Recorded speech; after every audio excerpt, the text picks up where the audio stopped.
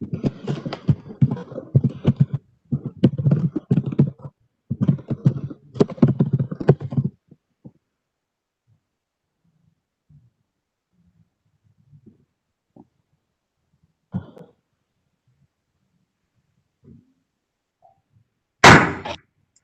Honorables, the presiding judge and judges of the Court of Appeals of the State of North Carolina. Oh yes, oh yes, oh yes. The Court of Appeals is now in session. God save the state and this honorable court. Good morning. Thank you very much, Mr. Soar, our clerk of court for today. We welcome everyone to the North Carolina Court of Appeals to this session of the court. We have one case on the calendar. That's Umstead Coalition versus RDU Airport Authority. Your panel this morning for this session of court is myself, I'm Judge Bryant, presiding. Also, we have Judge Allegra Collins and Judge Toby Hampson. We're all here to hear your arguments, and we appreciate counsel participating in this virtual argument. We'll try to make sure things go as smoothly as possible. And without further ado, we'll hear from the appellant. Mr. Barrow? May it please the court, I am Tex Barrow of the Wake County Bar, and it's my pleasure to appear here today on behalf of the plaintiff's appellants. I request 5 minutes for rebuttal. Okay. One matter to note as I begin is that our offices look out over Nash Square, and immediately on the other side of Nash Square is Fire Engine Station number 1. So if you should hear a fire engine during the course of our arguments, please don't be concerned. It is a somewhat routine experience for us. I will be addressing the underlying facts and the open meetings law and discuss briefly the right to immediate appeal and standing. My colleague, Michelle Leto, will address the statutes that govern RDU when leasing real property long-term. Couple of comments I would make at the beginning is that, as with any lawyer, I do not intend any ill statement of anybody. I do believe that this is an instance of two businessmen doing business as they normally would with private property. We just simply have a different set of rules applicable to public property, and nobody intended to do anything wrong in my estimation. One other thing I would note is please recall that this is a case in which the trial court granted summary judgment in favor of defendants. In that regard, the undisputed facts may contain facts that might be disputed, might be mixed questions of fact and law. And just because they bear the nomenclature undisputed facts doesn't mean that they are. The Oddfellows track, which is the... Can I stop you for just a second, Mr. Barrow? Are you saying right out of the gate that there are significant undisputed facts that might affect whether or not summary judgment was proper? Yeah, please, the court. Facts of a material nature? Let me give one example. I believe it is number 22 that says that no federal funds were used. During the course of this case, the facts have shifted somewhat. For example, at the time that the airport layout plan was first done, and that's a document that is continually referred to here, it was quote unquote unknown where the source of the funds was.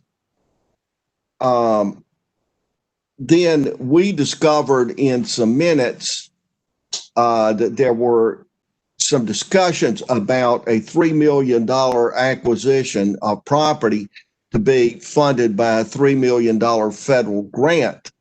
And that grant was to come in immediately after the period in which this property was acquired.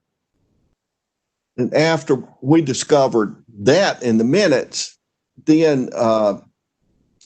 Langeth filed an affidavit, and Mr. Langeth is current manager, but he filed an affidavit which at summary judgment would had to have been under personal knowledge, even though he wasn't alive and had no records to support. And he says that no federal funds were used. So there is an instance in which I think that is not an undisputed fact. Maybe the court thought that plaintiffs didn't raise enough of a question, but the question was presented by Mr. Langus and the RDU's own records. So what evidence do you have to the contrary to actually create a genuine issue of material fact summary judgment on this point? And I don't want to get bogged down on this finding of fact in particular, but what we have is the minutes from RDU's contemporaneous activities in the 70s that says they anticipate a $3 million federal grant to reimburse the airport for the acquisition of property. And so it was after that then Mr. Langus comes back and says, no, there was none. And it sort of produces no records to establish that. But he does it in circumstances in which it should have been on personal knowledge. Let me, if I would, turn it this time to the facts. And the facts are pretty simple in this case. On September 8th, 2017, RDU made the Oddfellows tract available for lease, and it did it by a request for proposals. There were two responses to that, one by the the name of the Umstead Coalition's North Carolina Conservation Fund that was going to buy the property for $6.46 million to expand Umstead State Park or lease it for the same purpose. And another offer from Wakestone to lease the tract for a quarry in exchange for royalties over a 25-year period. Approximately 2 weeks after receiving these offers, they were rejected. During the next 15 months, RDU did not give any notice of any public meetings to discuss any potential revisions to the quarry lease, or any revisions for that matter to the offer to purchase. As discovery revealed, however, the vice chairman of RDU and the president of Wakestone negotiated a revised lease using private text messages and private phone calls. These were obviously evading the spirit and purposes of the open meetings law. There was no notice, there was no public attendance, and there were no minutes. Shortly before 8 a.m. on February 27, 2019, RDU sent an email notice of a special meeting to consider the lease to be held at 9 a.m. on Friday, March 1, 2019. At the outset of the meeting, the chair told the participants and observers that there would be no comments. RDU's counsel outlined the terms of the revised quarry lease. RDU's counsel expressly noted that this would be a non-aeronautic use of the property. The vice chairman who had negotiated the quarry lease outside the public record moved to approve the quarry lease. The motion was seconded and adopted. One of the plaintiffs, Mr. Doucette, testified by affidavit that the actual process lasted approximately 4 minutes, and the quarry lease was executed shortly after the meeting. Mr. Barrow, can I ask you another question regarding those text messages that you indicated? The private text messages? Yes, ma'am.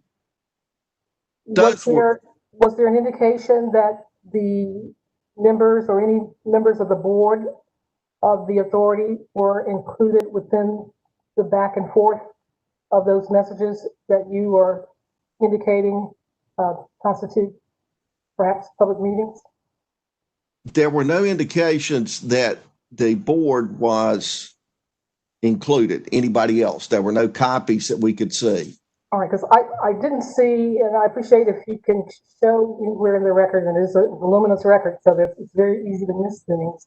But anywhere, I understand the concern about the spirit of the open meetings law perhaps being evaded. But is there anywhere in the record where there's an indication that the board itself met as a public board without notice to the public during this two-year process?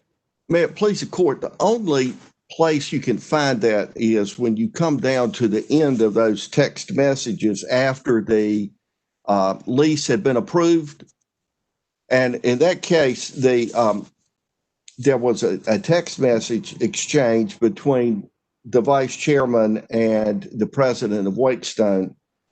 And the first of those occurred at 9:18 on March 1. Remember that the meeting started at 9 o'clock. And the text says, "Good to have that done." And the reply was, "Thank you for your assistance." Then at 10 o'clock, the vice chairman texted back, "Glad it was uneventful and controlled atmosphere, and the meeting went as expected." I would just raise a question. How can you have an expectation as to how the meeting is going to go if there have been no discussions between the board members who are going to vote on the lease? I do think that indicates that there may have been some involvement, some discussion between the various board members.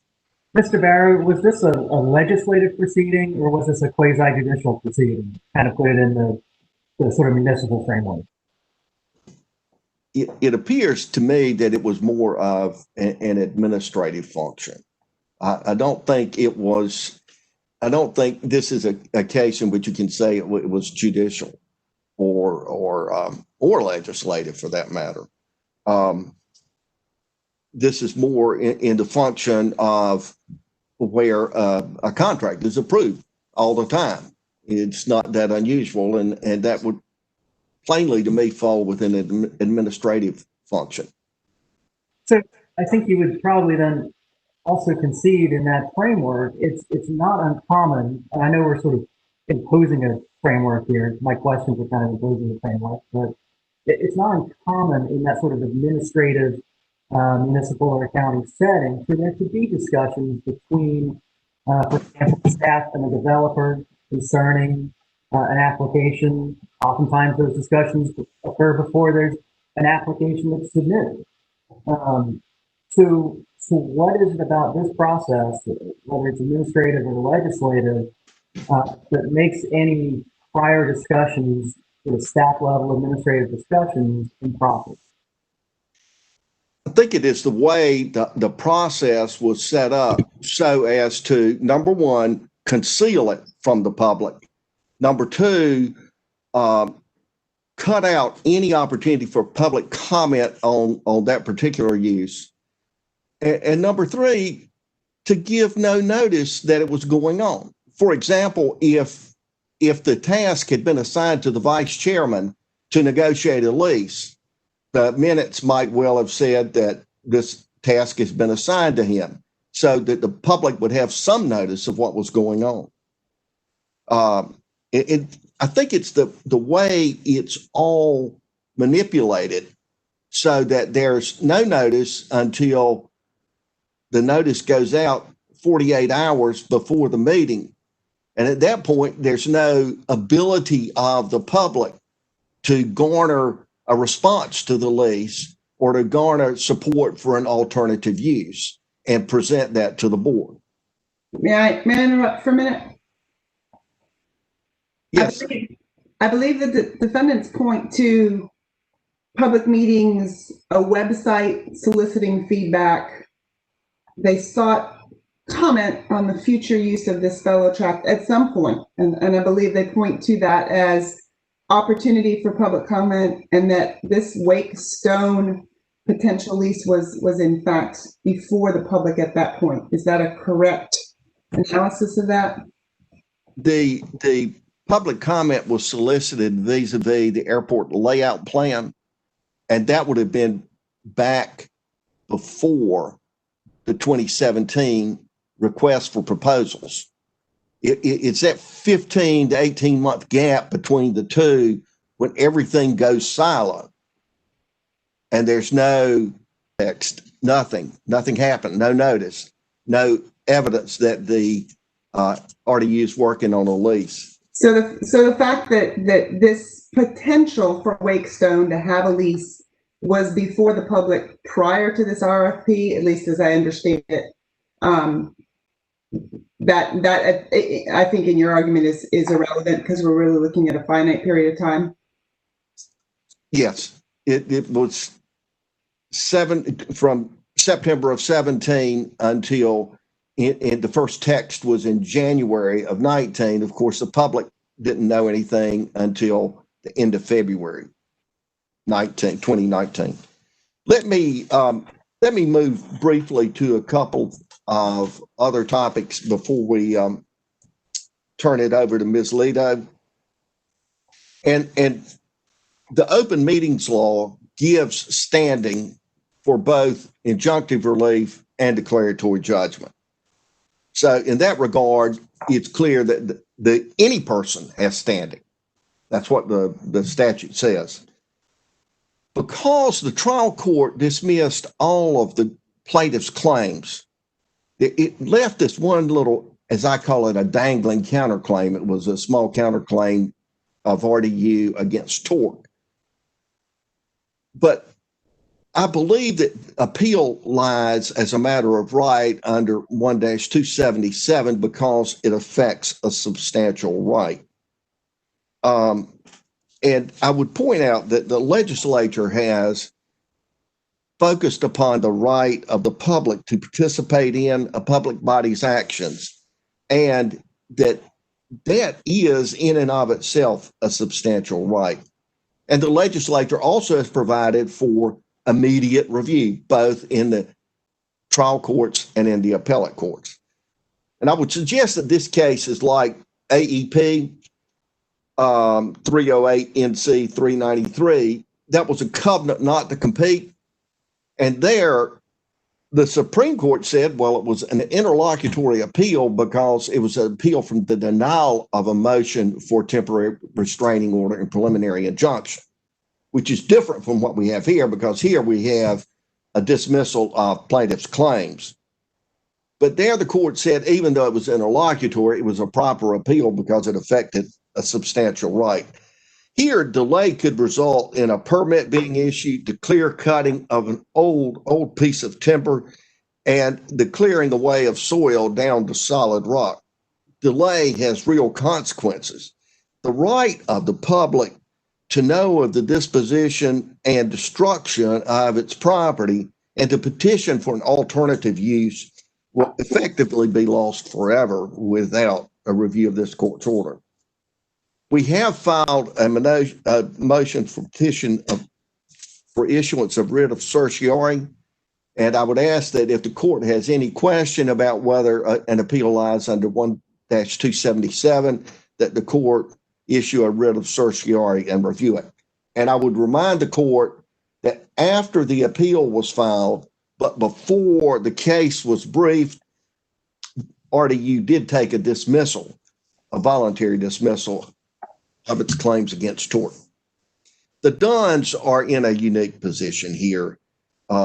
Their property is actually referred to in the lease itself. They are going to have a new quarry immediately adjacent to them. And we had uncontroverted evidence before the court that the mere adoption of the lease and approval of the quarry adversely affected their property values. So even without the threat of acquisition, just the approval of the quarry lease itself has damaged the value of the Dunn's property, and we believe that they certainly have standing. With that, I am going to turn the balance of the argument over to Ms. Lido. There'll be a brief jerking of the cameras as I move the camera over to Ms. Lito. Before you leave, Mr. Barrow, may I ask you one question about the standing issue with respect to the trial court's order? Where, if at all, in that order does the trial court reference standing? The trial court did not address standing in the order, but in open court stated that he would find standing and sort of suggested that there was no need to receive further arguments on standing. And is that what your petition for writ of cert is regarding? The writ of certiorari asked for a review of the case in the event that 1-277 doesn't apply. I see. Okay, thank you. Mr. Barrow, one quick question on the open meetings law. Your argument is basically that open meetings law was violated by notice of the special meeting with 48 hours notice because this was a long-term lease under Chapter 160A. Is that really what your argument rests on? I.e., if we were to determine that Chapter 160A did not apply to this situation, would you concede the argument then that at least the letter of the open meetings law was carried out in the notice of the special meeting? There is clearly notice given before the meeting that complies with the law. What I would say is when the whole process is gerrymandered, if you will, into a shape that makes the public have no prior knowledge of it, no ability to get in and affect the result, then I would say that the spirit and purpose of the open meetings law has not been followed. But technically, yes. Thank you. So we'll hear next from Ms. Lita. May it please the court, my name is Michelle Lito. I will be addressing the laws that govern RDU when leasing real property. In 1939, RDU's original charter granted it complete authority to control, lease, maintain, improve, operate, and regulate the joint airport or landing field. In 1941, the General Assembly added the authority to establish and construct an airport or landing field. Airport and landing field are expressly defined as any plot of land or water formally set aside and designated as a place where aircraft may land or take off. This grant of authority allowed RDU to exercise its specialized knowledge of running an airport, such as leasing gates on the airport to airlines or determining how many hangars were needed to store airplanes. This definition has not changed in 80 years, despite multiple amendments to RDU's charter. RDU's original charter did not grant it authority to sell any real property under its supervision.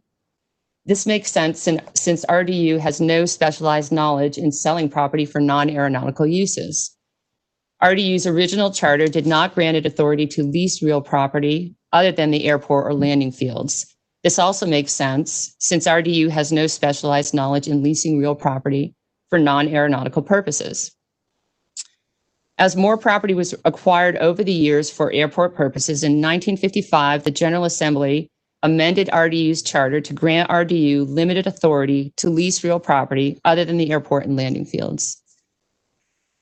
Section 7C of the amended charter allows RDU to lease real property for purposes not inconsistent with grants and agreements under which the airport is held by the 4 municipalities. The airport is held by the 4 municipalities for the public purpose of owning and operating an airport. It is clear that I want to jump in real quick. So, yes, Your Honor. as I understand the argument, the 4 municipalities, those governing bodies, weren't allowed to weigh in on this lease, correct? Is that RDU AA did it on its own without getting that approval, correct? Correct. And we have not heard from any of the 4 bodies as to whether they would approve it or not, correct? So none of them are attempting to intervene or bring any action to say nobody asked us. Your Honor, I believe in the record there is is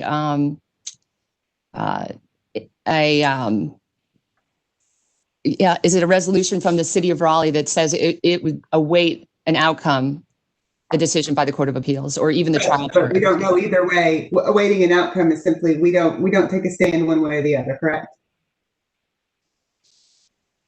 What's that? Yeah, I'm sorry, Your Honor. It was being reminded that by Mr. Barrow that it was against allowing the lease to proceed without their authority. Okay. Um, But they did not seek to intervene or join or do anything, correct? they did not. That's correct, Your Honor. Thank you. It is clear that the General Assembly was authorizing RDU to lease real property for purposes consistent with owning and operating an airport, such as leasing real property to FedEx for operations or to private airplane owners for storing airplanes. It is difficult to imagine a lease that is more inconsistent with the public purpose of owning and operating an airport than the quarry lease. The mining pit will permanently alter the land, rendering it unusable, not only for aeronautical purposes, but for any purpose. RDU would like this court to believe that it has the power to lease real property for non-aeronautical purposes solely to fund airport operations, and that doing so is consistent with operating an airport. So The how general- does, I'm sorry. How, Yes, Your how Honor. does that argument then gel with the separate grant of authority under 7C, which lists a host of potential 7E, Your Honor. yes. I believe you're referring to 7E, right? So, Ultimately, I guess it becomes, yeah. right. So one is 7C deals with purposes that are consistent with the grants and agreements. So that would be something like what I just mentioned, FedEx, which are or to private airplane owners. Those are operations that are still aeronautical in purpose. Section 7E deals with agricultural affairs, tracks. Actually, I'm curious. Is there any idea? And well, because I'm sorry, Your Honor. Section 7E. That's a list of. It's a list of activities that you can undertake that are for passengers while they're waiting for their flights, for their amusement, for eating, for sleeping. Those are all things that are not strictly aeronautical, those businesses, but they are supporting the airport. And I see that my time is waning, so and you've actually addressed exactly what I was going to say between 7C and 7E. There is a distinction between the two, and if there was not, there would be no need to have both of those provisions. If either provision gave RDU unrestricted authority to lease real property for any purpose, the General Assembly would not have needed to include both subsections. And again, it also ignores many statutory canons, Your Honors, that we have addressed in the brief. And so I think I'm going to have to defer to our brief on the rest of the issues. But I would say the one thing that I would add is that RDU says that 160A 272 is not applicable to it because it's not a city. It's a bit of a specious argument, I think, Your Honors, because what the General Assembly has said is that even though you're not a city, you need to handle property that you're trying to lease for non-aeronautical purposes is in the same way that a city or a county would. It's not that it applies because they're a city. It applies because the General Assembly said you've got to do it this way. So plaintiffs' appellants respectfully request that this court vacate the dismissal order in its entirety, instruct the trial court to enter judgment in their favor because RDU's charter does not give, RDU's charter does not give RDU the authority to enter into the quarry lease. RDU did not follow statutory leasing procedures before entering into the quarry lease. And RDU deliberately circumvented plaintiffs' democratic right to transparency from its public servants by not holding a public hearing, a public deliberation, or allowing for comment with respect to this particular lease. Thank you. Thank you. We'll give you 3 minutes on rebuttal. Mr. Armbruster? Good morning, Your Honor. It may please the panel. My name is Mitch Armbruster, and I am counsel for Raleigh-Durham Airport Authority, and I will be speaking on behalf of appellees this morning. As Judge Shirley noted in his opinion below, this case is not about the wisdom of RDUAA's authority to lease 105 acres to Wakestone to expand their existing quarry, but just to respond to some of the comments during Mr. Barrow's argument. The fact that this property might be used for industrial quarry use has been known for many years. It was part of the Vision 2040 project that we talk about in our brief. And in fact, in 2017, when the FAA approved the airport layout plan, which includes the Oddfellows, what we call the Oddfellows track, that's in the record, but that parcel is designated for industrial quarry use. So it's been known for a long time that it could be used for that purpose. This case is also not about whether Wake Stone should get a mining permit. That's a separate proceeding that's before state agencies, not before this court. This case is solely about RDU-AA's leasing authority, specifically to enter into this lease without the joinder of the cities and the counties. RDU-AA currently has over 40 such long-term leases. All of these leases are in excess of 10 years, were entered into by RDU-AA without joinder of the cities and the counties, and would be invalid under the plaintiff's arguments before this court. Ms. Armbruster, can I ask a question? Yes, all of please. These, additional 40 leases that you referenced, were those all for non-aeronautical purposes? They would be for a mix of aeronautical and non-aeronautical purposes. So just to use a frame of reference, aeronautical, we would say if it touches planes, it's aeronautical. If it's non-aeronautical, it's everything else. That it can include leases for vendors, that it can include off-site leases. We have an affidavit in the record from Dennis Roberts, who is a former FAA administrator, and he talks about the wide variety of purposes and things that airports around the country lease things for, such as I think there's an oil place somewhere in Texas on an airport grounds.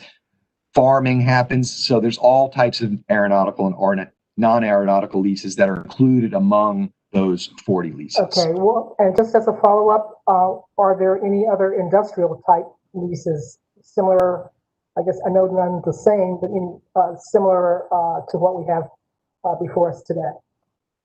I believe that one of them's for a warehouse. They're not all directly related to airport operations for sure. I do know that. Okay.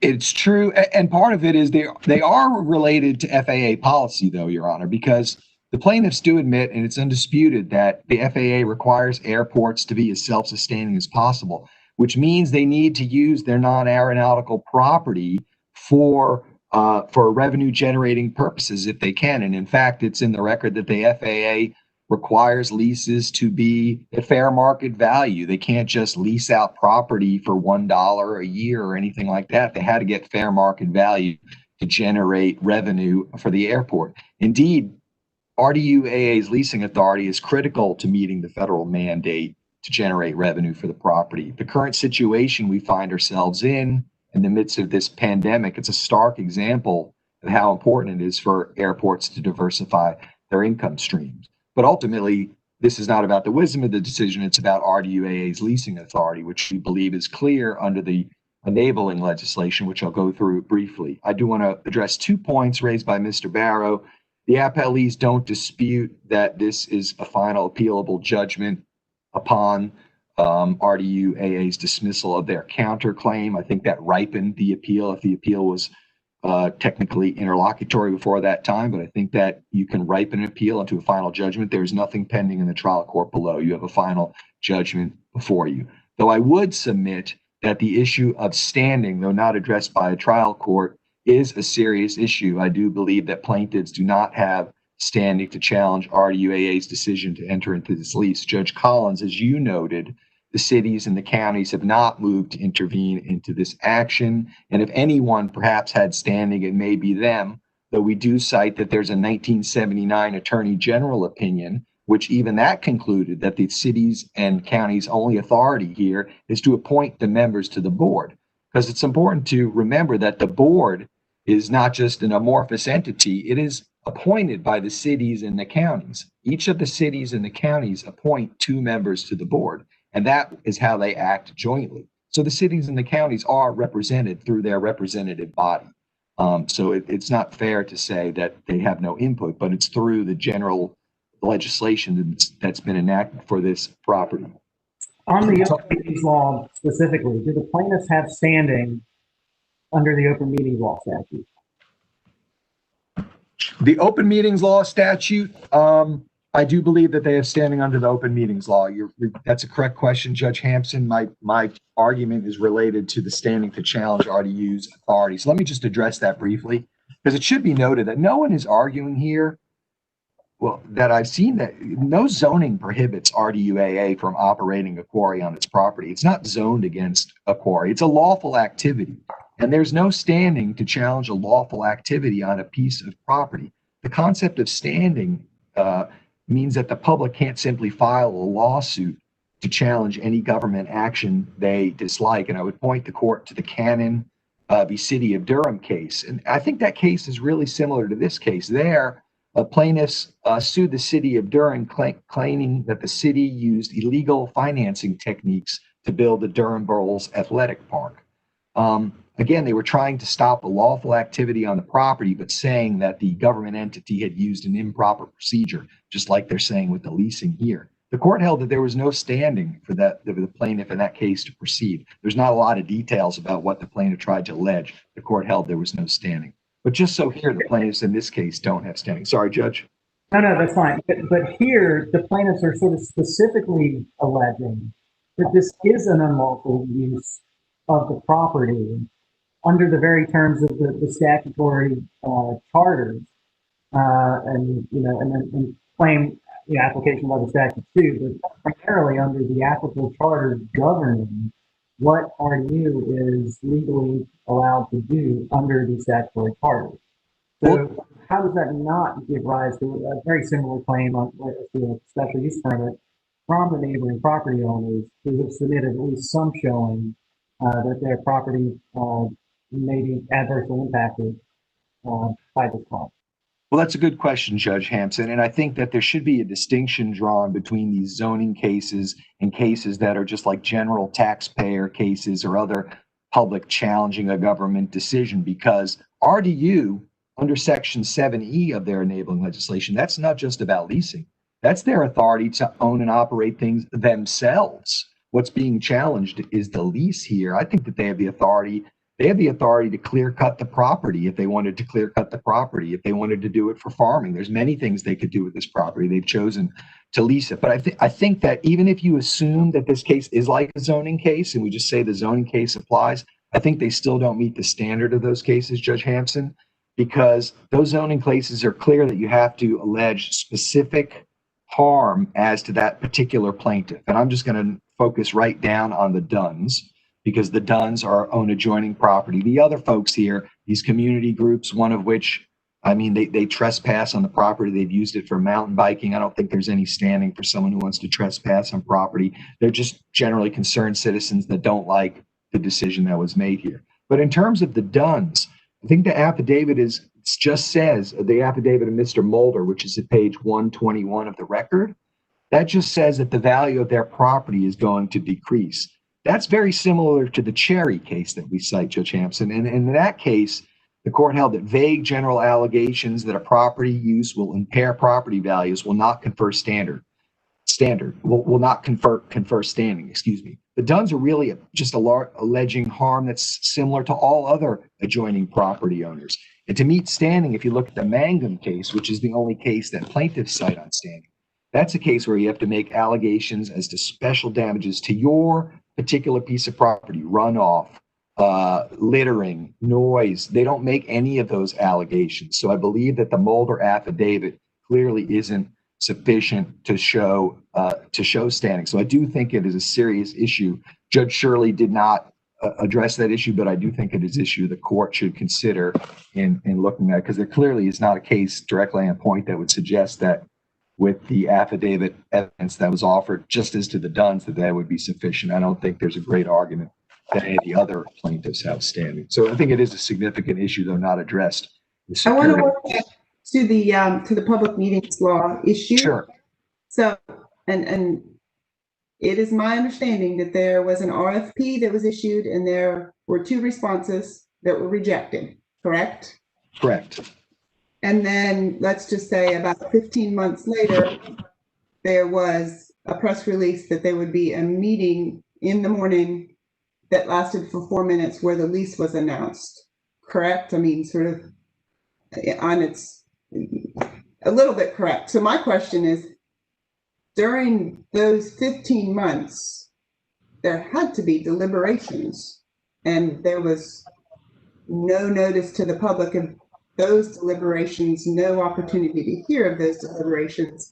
How does that not violate the open meetings law? Well, Judge Collins, the record is actually correct. There were no meetings where the board discussed the lease terms. There were the public meetings back in October of 2017, where all different options were discussed. There was the Vision 2040, where there was a lot of public input into it being used as a lease. But in terms of the negotiation of an actual lease, there was no public meeting related to that. The text messages and other documents that Mr. Barrett referred to, those were produced in response to discovery requests. Those are public records. They were entitled to the public records. This is just, as I think Judge Hampson noted, that's normal. So it's not part of a public meeting. It's normal negotiation with staff and other discussions that were going on. But there was no public meeting that occurred that was required to be noticed by the So open meetings law. Deliberations that went on that were required to have any sort of input from the public or have the public know that they were going on. I focus on the word deliberations. Sure, we'll focus on deliberations because clearly the open meeting law does not require public comment. The Sigma case is close on that. But no, there were no other meetings of the board to discuss the lease. There were no other meetings that required public notice where a potential lease was discussed. So there were no deliberations. I understand there were no public meetings held, but were there deliberations held behind the scenes that should have been publicized that weren't? No, not at all. See, the airport board is a public body and is required to have its meetings announced publicly, and it always announced its meetings publicly. It has monthly meetings and they're announced publicly, and this was a special meeting that was announced publicly. And the airport board, a lot of what the airport does is delegated to staff. The airport board is like a board of directors. It doesn't do, look into every single activity that the airport is doing. It approves large decisions that are recommended to it. It doesn't always approve large decisions that are recommended to it. And this lease was recommended to it, and it approved the lease. But it is this idea that that no one knew this property was going to be leased is just not correct and not proven by the record, because it's been known for years. And again, the FAA approved this over 3 years ago for use as a quarry. So there were no public meetings that weren't properly noticed. Now, this was a special meeting, so it only required 2 days notice. That's what the rules are applicable to a special corporation like RDU. So let's just say if deliberations and discussions about this lease are perhaps delegated to staff individuals that talk about it and then it comes back up to the board, that doesn't violate the public meetings law, that sort of deliberation of information that could be public but doesn't have to be because of that?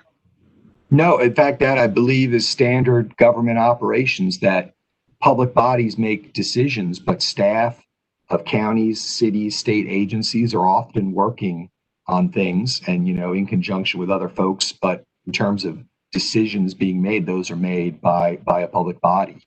And so they brought this lease to be approved by the airport authority.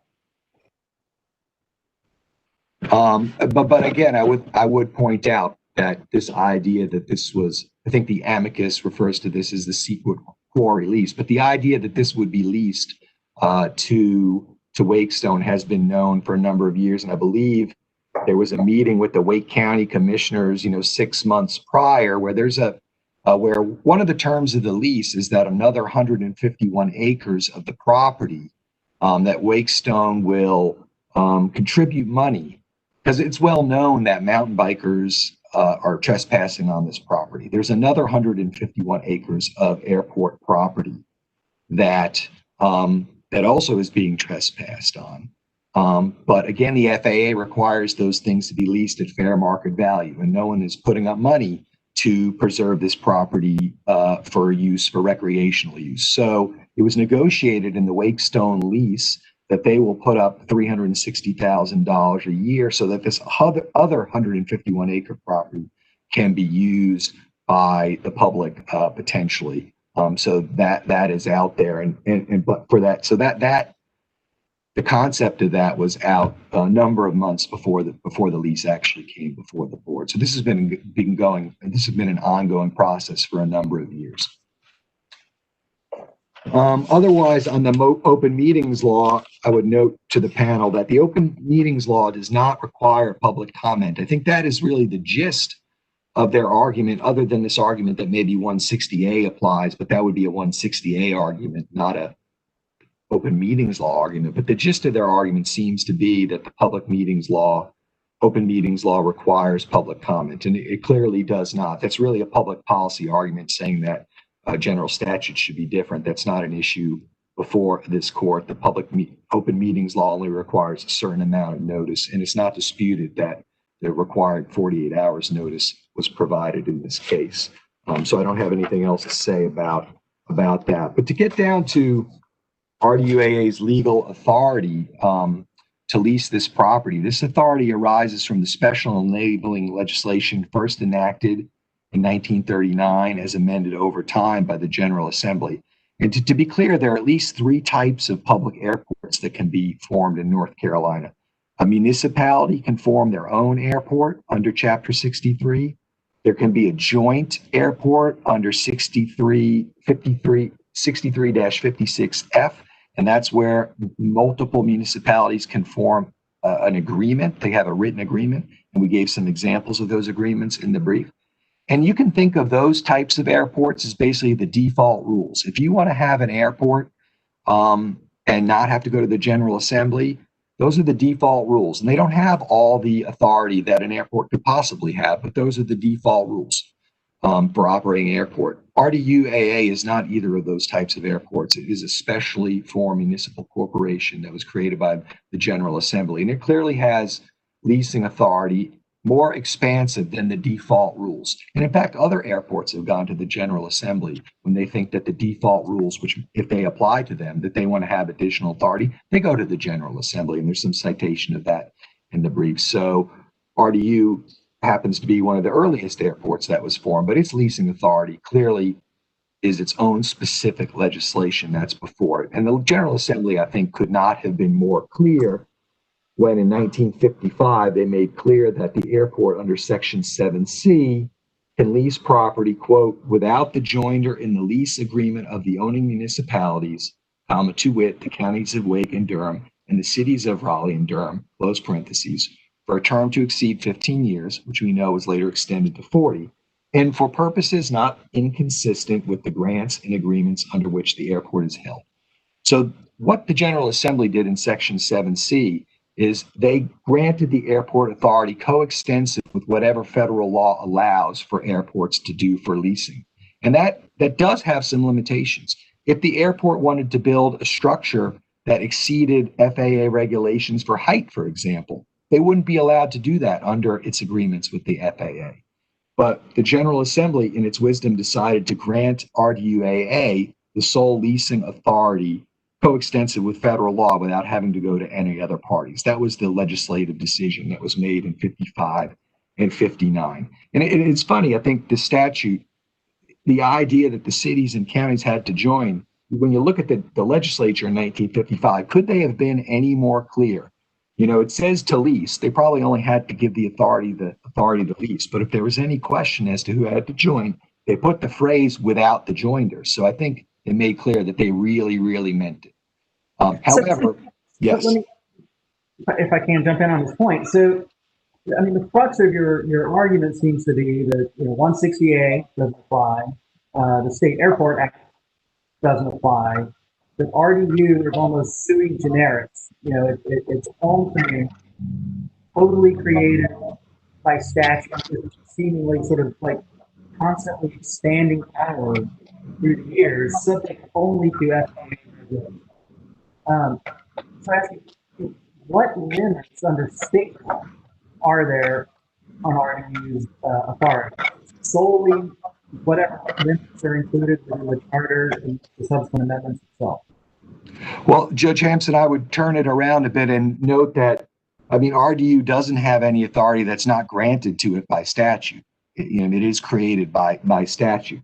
So, and it is not the only airport that has leasing authority or other authorities in addition to Chapter 63. But the point with Chapter 63 and those default rules is any additional rights that Chapter 63 granted to airports was granted to Raleigh-Durham Airport Authority in 1957, but there's no limitations. That didn't limit the rights that were granted. So when we look at the leasing authority is coextensive with federal law. It is. Now, the authority for them to operate stuff, and that authority comes under E, but that is also broad authority because it applies to any other businesses. So that's why Judge Shirley held, I think correctly, that 7C and 7E provide what they can do. But whatever we'd have to go through a specific example, but certainly the airport doesn't have unlimited authority to do anything at once. The issue before the court is the extent of its leasing authority, which is broad, but there's not a limitation less than what federal law would apply. But that makes sense, Your Honor, because Raleigh-Durham Airport Authority is part of a national and international system of large regional airports. And it is important to be able to give RDUAA the flexibility to do what federal law allows, as opposed to having a state, provide, limitations or barriers. Now, that may not be the only way it could be done, but that was the choice that the General Assembly made here to provide that they had that leasing authority. And there are other. Let me jump in Yes. real quick. Does RDU have the authority to sell any of its property without getting permission from the governing bodies? That authority is not listed in Section 7. And typically, like the timber deed that is mentioned in plaintiff's brief, the timber deed is a deed. It doesn't have the right to do that. So it asks for permission. So it does not sell property. It didn't used to have, it didn't, go ahead. I was going to say, so we've got a lease of property here that in essence sells the internal part of the property, the stone, correct? Because that doesn't come back. So is this a sale within a lease? We talk about a profit prendere. Is this allowable? Well, it is allowable, Your Honor, because I think that goes down to what does the word lease mean? And the word lease has historically meant, and has never changed in North Carolina, includes a lease, a mineral lease. And in fact, as Judge Shirley noted, that the statute of fraud uses the word lease to include mineral leases. And in fact, there's a statute we cite in our brief. It's NC Gen Stat 74-50D1. And that's a statute that talks about 74-50D1. That statute talks about leases for mining to public entities. So the idea that a public entity would lease property for mining is not unusual. There's a statute that generally applies to that for the permitting process. That's where I became aware of it. And that statute just refers to leases for mineral mining. So the fact is that the word lease does include mineral leases, and historically has for as far back as we can find cases that we cite in our brief. And I think as Judge Shirley noted, that if they wanted to limit it to certain types of leases, they could have done that, and they have done that in some cases, but they did not do it here.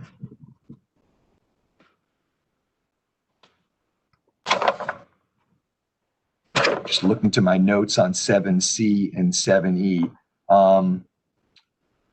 Grants and agreements from the FAA. I want to mention that because Mr. Bauer brought that issue up. As Judge Shirley noted in the summary judgment order, there is no evidence that there were any federal grants, that there are any federal grants or agreements that limit RDU's authority to enter into this lease. And the fact is, the important thing would be, if there was a grant or agreement, what would the conditions of that grant or agreement be? The existence of a grant doesn't necessarily limit what the airport could do. You need to look at the grant and agreement and see what its limitations are. And the fact is, there's no evidence that there are any grants or agreements. And if there were, we would have to look at their conditions. But there are not, because the FAA has already made that binding determination on that. The FAA issued the ALP in 2017, which approved this particular parcel for industrial quarry use. And also in 2019, shortly after this lawsuit was issued, they issued a letter I think it's in the record at page 264. And that is the letter where they made clear that there were no federal funds used to purchase this property, and there's nothing that does not permit in federal law RDU from using the property for this purpose. And that is a determination that is in federal law. And if plaintiffs want to file a complaint with the FAA because they believe that federal grant conditions are being violated, that's something that can be done. There's a whole huge section, many pages of the CFR, which allows FAA complaints if the public believes that FAA grants are being violated. But that is not before the court, and that's not something that can be brought in this matter. Can I ask you a question? Yes, please. What significance is any of the fact that the FAA approved the use designation of this particular property for industrial quarry, but did not deem it necessary to approve the actual lease itself? Is that reasonable? What does that mean? Well, so that gets into the details of federal airport law. And what it really comes down to is if there was some grant or agreement that limited the use of this property, the FAA would certainly get involved. But there was no other federal authority that limited, no other federal authority that required the FAA to approve this lease. There are certain areas where the FAA in airport operations can get involved more, but this type of non-aeronautical lease that's approved on the ALP, that's the extent of the FAA's authority here. So they don't need to go through the actual lease and provide specific approval. They just look to see that nothing required approval. And I think they note in the letter, Judge Bryant, you'll see that they say, if you change the lease, we want to take a look at that and make sure nothing there comes into anything. So they looked at it to make sure that it didn't require any additional approvals from them. And it did not require such an approval. So that's the significance of that.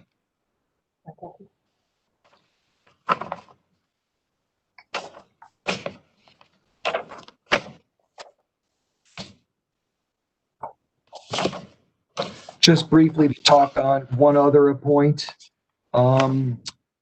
There's some discussion by Ms. Lito about whether this is the airport or not. I believe that is a red herring. Whether this is part of the airport, it really comes down to Section 7. And Section 7 of RDU's legislation makes it clear that it has the authority to lease any property that's under the supervision of or administered by the said authority. It's not limited by the Airport Act in any way. If there's property that's administered by the authority, that is within the airport's leasing authority. So we don't need to parse out the many definitions of airport that are out there. Section 7 clearly covers this piece of property, and also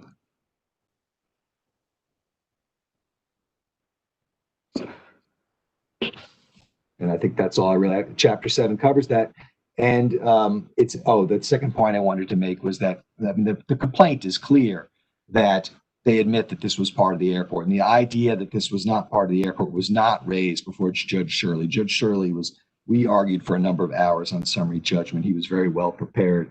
And so if the idea that this wasn't the airport had been brought up, he would have addressed that if he thought he needed to address that. That was not raised below, and it should not be raised above. So ultimately, I just want to conclude by thanking the panel for their time and their attention to this matter. And I think it is clear that RDUAA clearly has the authority to lease property for up to 40 years, as long as it's not inconsistent with the federal grants and agreements upon which the airport is held. The General Assembly has made the decision that RDUAA has leasing authority to that extent. And the board is the appointed representatives of the cities and counties and acted appropriately in approving the Wakestone lease. So we would ask that the panel affirm the judgment of the Superior Court. Thank you. Thank you, Mr. Armbruster. Mr. Barrow, you'll have you've got 2 minutes and 17 seconds. We may let you go over that a little if necessary. Thank you. First of all, I wanted to clear up the issue about the city of Raleigh. The city of Raleigh passed a resolution on the evening preceding the hearing in Superior Court, and a copy of that resolution was placed in the record, noting its opposition to the lease. Now, the city of Raleigh has not moved to intervene. Under these circumstances, did the city even have a right to intervene? I think the cities and counties clearly would have had the right to intervene had they chosen to do so. The title was in their name. So clearly they had an interest in the property. I just would say that if the court approves the process that RDU has used here really to avoid public input and to avoid public knowledge, I think it's laying a mortal wound to the open meetings law. The open meetings law is only as much as it is upheld, and the only place it can be upheld is in the courts. And we would just ask you to think about that and think about the impact on jurisprudence in general and on good government in general. And this is really a case about good government, following the rules and the spirit of the rules, not the bare minimum. But get in there and really, really follow the law. And here we think this effort to avoid the 168 procedures is important because Mr. Armbruster said that they already knew about the Wakestone lease years before. They are selecting a single purchaser, and that is part of the problem. 168 needs to be applied. Thank you. Any further questions from the panel? All right. We'd like to thank counsel very much for your arguments in this case. They are always helpful to the court, and we appreciate your participating in this virtual setting that we are using for our arguments. So thank you again. Mr. Clerk, let's close court. This session of the North Carolina Court of Appeals is now adjourned. Thank you. Thank you. Thank you. And if the panel could